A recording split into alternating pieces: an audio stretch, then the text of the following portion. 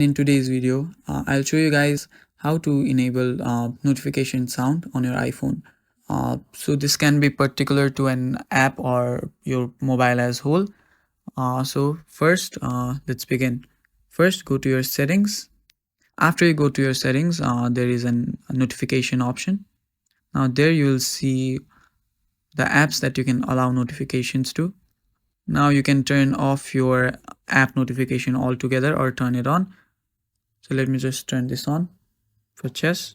So there you can see many options for alert types like lock screen, notification center, banners. Now there is a sound option. Now if your app does not have the sound option and badges on, uh, you will not get the notification sound on your iPhone. So make sure it's turned on. So you can do this for all the apps. So now if you go to the sound and haptics section, there you will see tune that you'll get your notification on. So now you can select the sound that you prefer on your text messages and many more. So that's how you do it, guys. Don't forget to subscribe the channel and like the video. And thank you for watching.